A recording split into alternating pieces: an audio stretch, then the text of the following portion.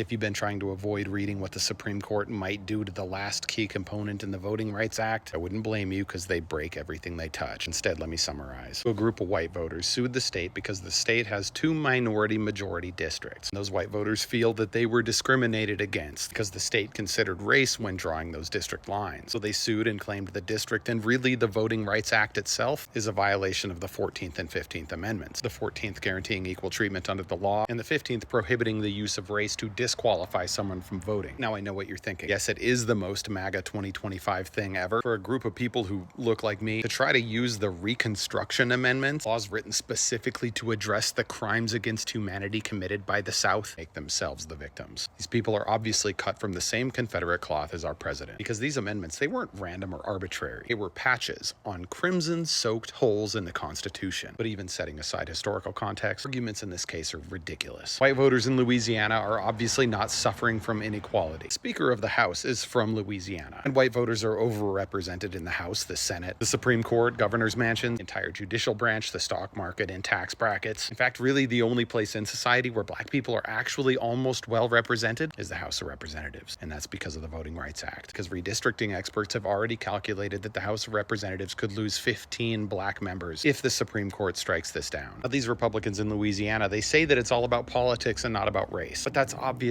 bullshit. Because it's actually not hard to win the votes of black people. You just have to put forward leaders and policies that don't actively destroy black people's lives. If it were really about politics, they would just have better policies. Because if they had better policies, there wouldn't be such a high correlation between black voters and Democrats. This lawsuit is about race. Because the Voting Rights Act was about race. Because the 13th, 14th, and 15th Amendments were about race. Because the Civil War was about race. These laws are the direct consequences for people, including those living in Louisiana, who chose to fight a war to suppress a race. Even if those consequences continue to be inconvenient for rich white men decades later. Because I hate to break it to you, but it was rich white men who were fighting that war in the first place. But back to today, because we still have to deal with today. Well, it looks like the Supreme Court might split this issue, not cut the Voting Rights Act entirely, but make it harder to sue. It doesn't change the fact that this was never a durable solution. Because the real issue here isn't whether black people can vote. They can and they will. And the kinds of tricks they use to get around those amendments, like poll taxes and literacy tests, are still illegal. The issue is gerrymandering, something that is not protected by the Supreme Court or the Constitution. Congress at any time, any year, can step up and ban it. And in fact, we did try to do that exact thing in 2022, but Republicans filibustered and blocked it. Because if they can't cheat, they can't win. So if you want to support the Constitution, if you want to support marginalized people, if you want to render whatever the Supreme Court rules on this case absolutely useless, vote out every single Republican who ever resisted redistricting reform. And maybe, just maybe, we can put behind us this fight that threatens to tear apart the United States at the seams.